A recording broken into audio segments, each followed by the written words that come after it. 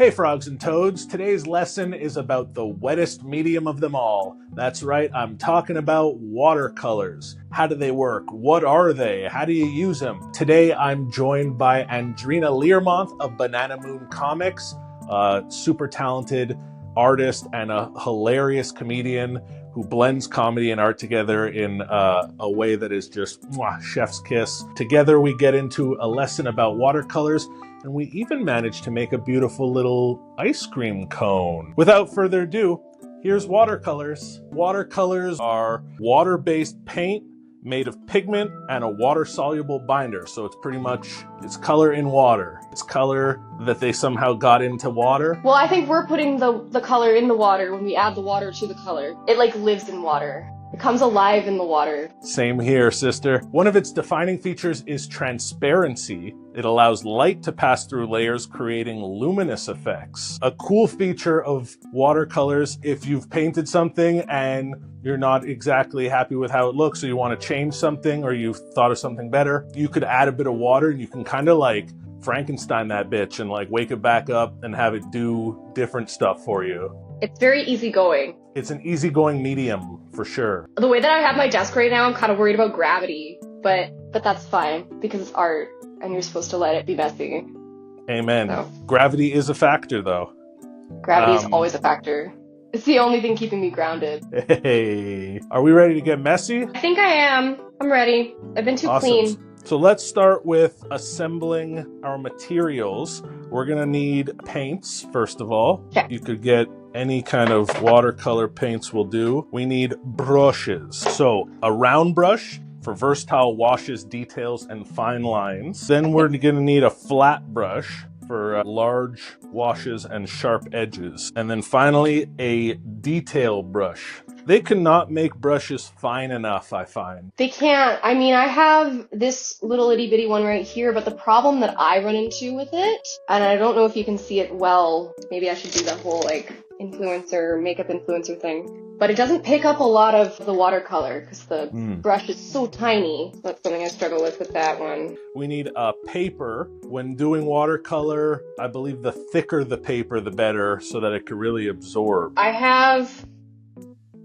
300 GSM or 140 pound paper. That's some Megan Thee Stallion paper. We're gonna want a palette to do some mixing. I'm lazy, I just use like the top of the tin that covers the... I got my dirty ass tray right here. I guess I should have cleaned it. But that sometimes works. It's nice to mix in like these gross colors, you know? We're gonna go with 2 jars of water, one for cleaning, one for wet brushes. You're gonna want a rag or some paper towel. And finally, masking tape. I guess let's start by taping down our suckers here.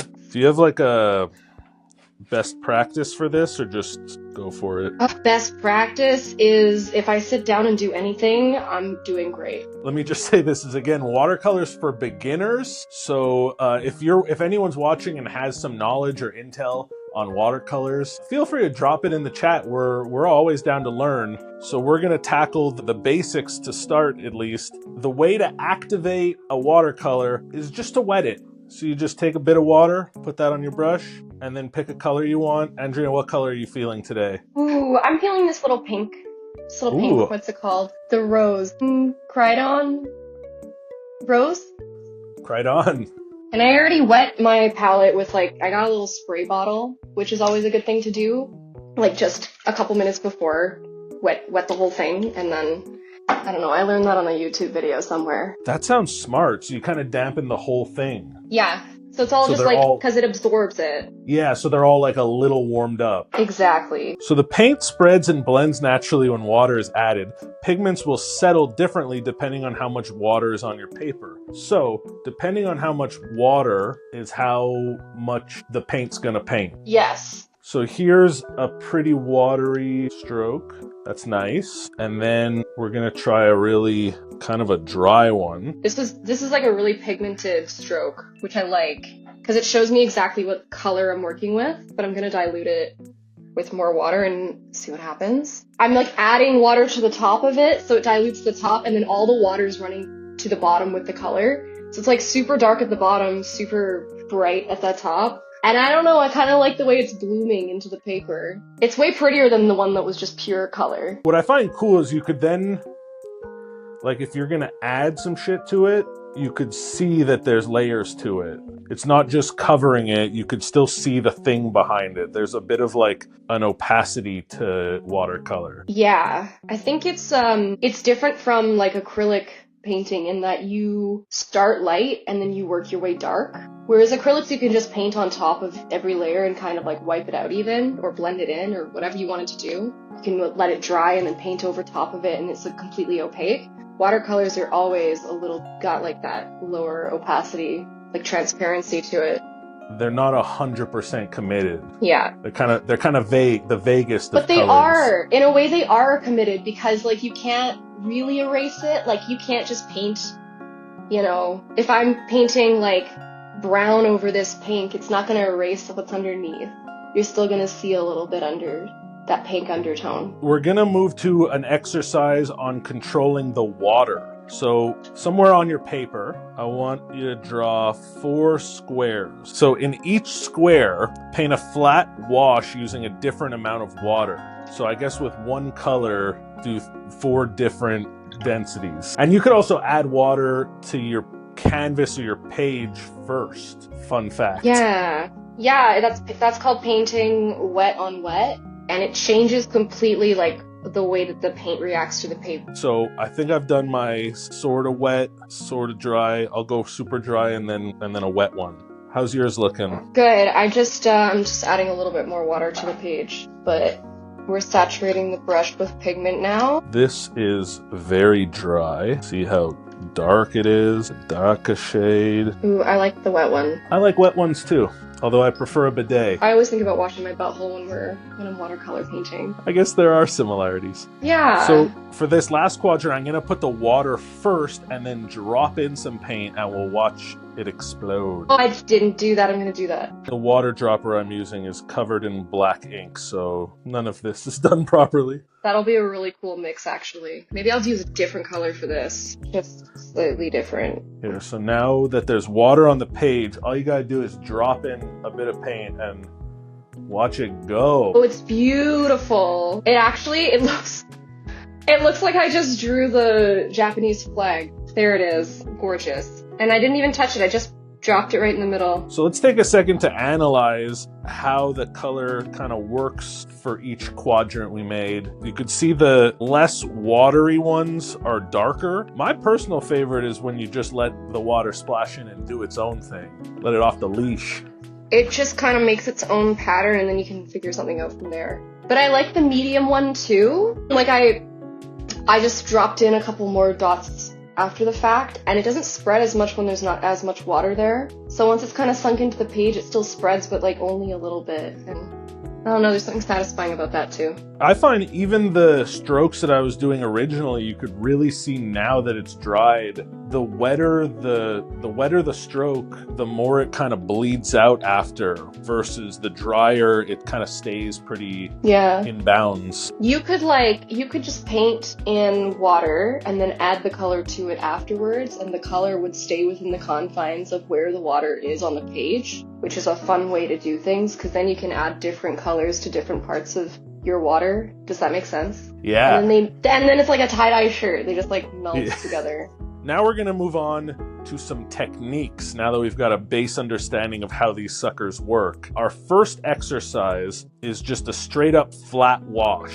So you're going to use a flat brush to paint an even layer of color across the paper. Aim for smooth, streak-free coverage. So I'm going to just continue with the pink where I was doing strokes as to not waste more paper. Now I find doing a wash in watercolor can be difficult because of the layering properties. Like you got to really make an effort to go even. Going even, I almost feel like that's a different medium altogether. You're not going to get, unless you're super controlled. It's almost like, what's the point of making an even wash in watercolor? Yeah. Like, even the base layer is going to be a little bit, wonky. Yeah, what is the point? The next step of this is to practice blending 2 colors. So how are you with blending watercolors on the page? Oh, I don't know that I've really experimented with that so much. Yeah, I think it's hard. Because keeping it wet is kind of hard. The Yeah. paper can absorb it so much quicker than I can decide what color I want to use. So Yeah, we'll see. that's a thirsty paper.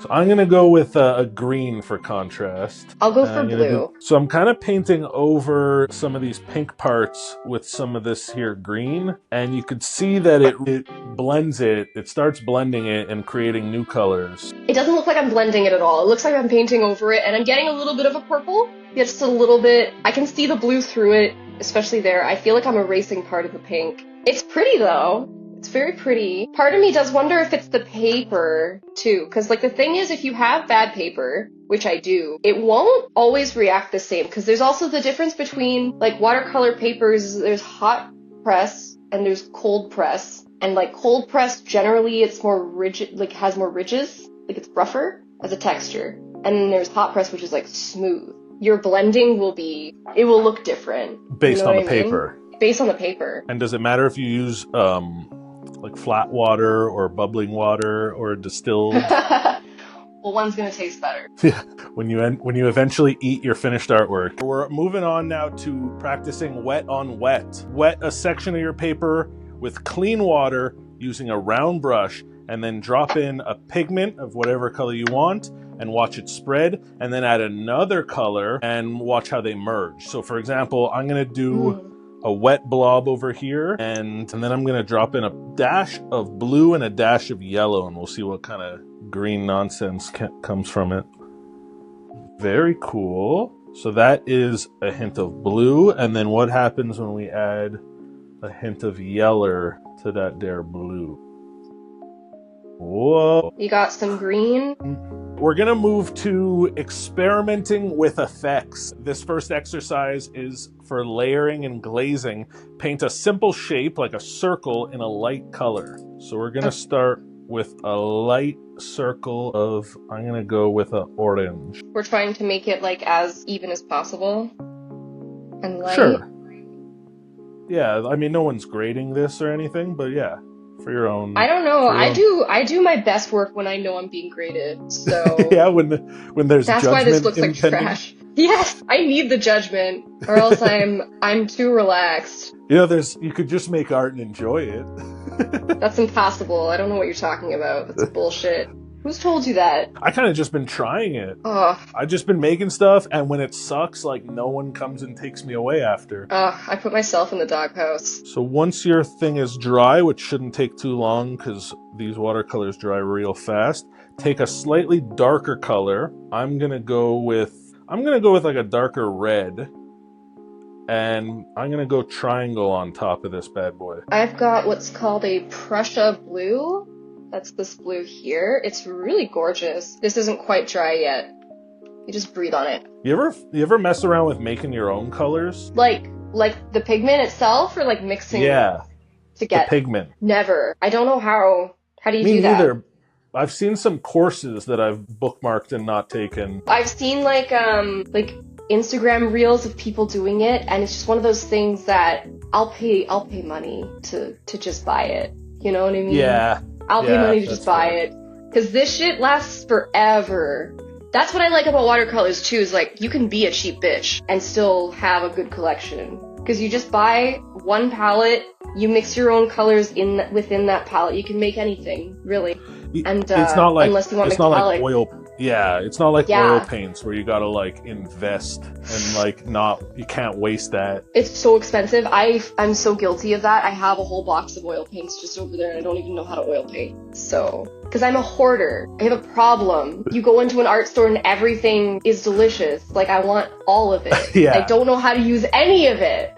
But watercolors are so cheap. Like, you can just buy the little box, and this has lasted me for several years, because I don't paint that much. And I always say it's not hoarding if your shit's cool. That's true. Our next exercise is we're practicing lifting and blotting. So you paint a wash on your paper, and while it's still wet, use a tissue to blot areas to create highlights or texture like clouds. While it's still wet, dab it with a paper towel or a Kleenex. Or a and sponge or something, or a sponge. Yeah, sponge could work if it's sponge worthy. I find it's kind of just like removing paint. Yeah, it's really like if you want to erase something, this is a great way to do it. I like that the paper towel is making interesting shapes. Like it doesn't look like a cloud to me, but maybe a sponge would. Trying a sponge. Sponge is not super absorbent, not gonna lie.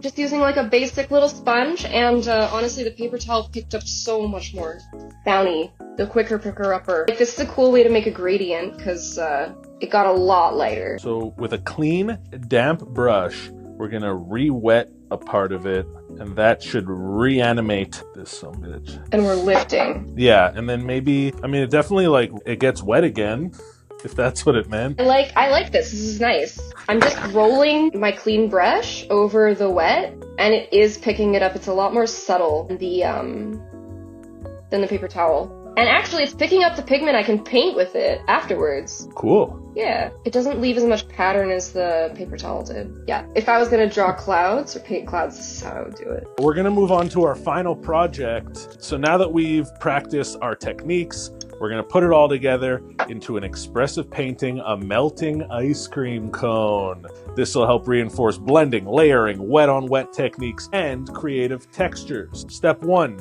Lightly sketch the ice cream cone. Start by drawing a triangle for the cone. Then, above it, sketch a round, lumpy scoop of ice cream. Make it sexy. Once we have our sketch, add exaggerated melting drips flowing from the sides for drama. Drama, mama. I'm doing all of the things that you're saying, I'm just doing them completely out of order, so... That's fine.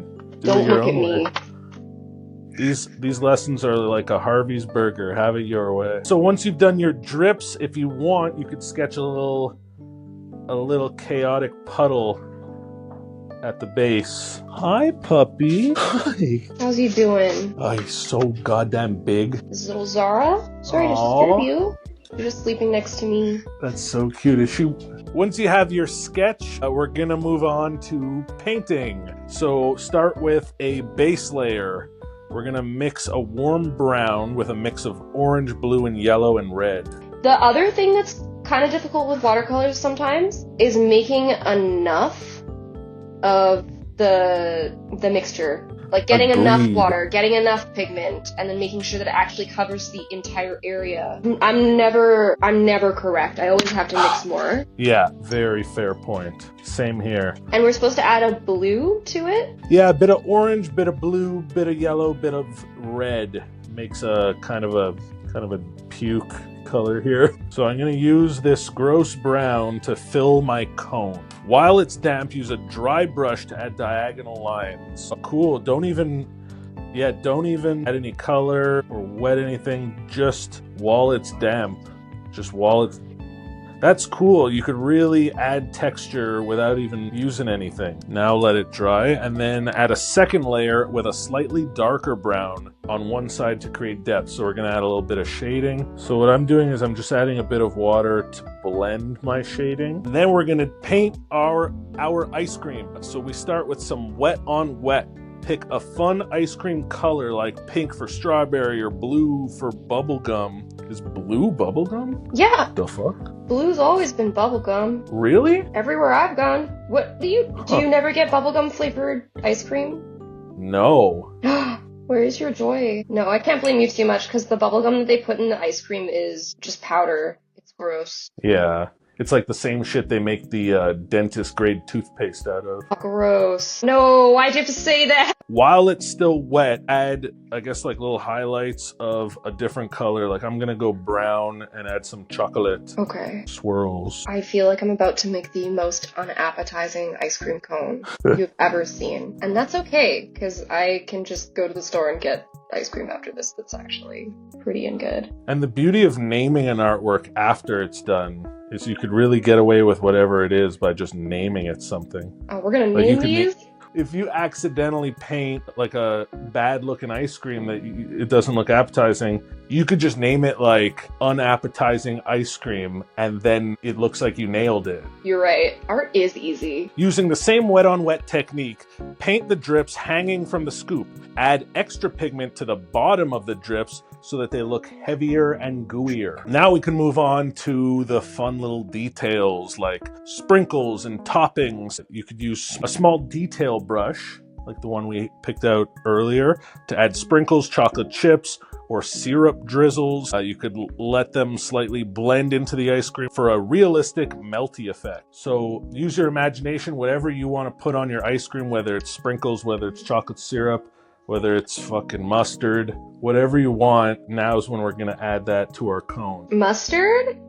If you want, you know, there's some sickos out there. Don't tempt me with a good time. We're gonna go on to highlights and shadows. Use a damp brush to lift pigment in areas where light would hit, like at the top of the scooper or the top of the drips. We're gonna do a light gray shadow. It's dried so much. We're not doing a lot of lifting on my end. Yeah, same. This stuff dries fast. Yes.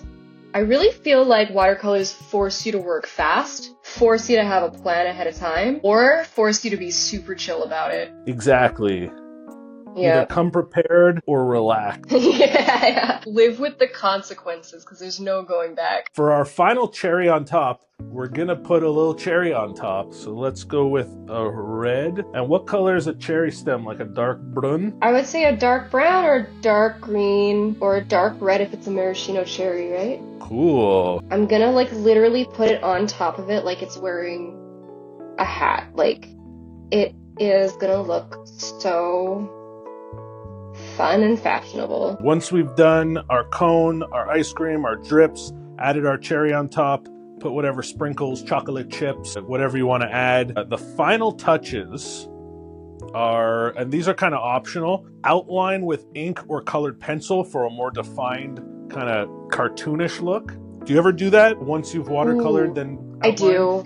Almost always. I love making it cartoony. Yeah, what kind of pen are you using for this? I was just going to go Sharpie. Sharpie? Okay. Is Sharpie, is that crazy? It's not crazy, but if you don't want it to bleed, make sure it's definitely dry. It says you could also use salt or alcohol on wet areas for fun textures in the melting puddle region. I'm probably not going to do that, but have you ever tried that, using salt or alcohol? I've tried salt. We should have used alcohol. Like, does it matter what kind of alcohol? Are we talking vodka? Yeah, it says to have 3 shots of Jameson.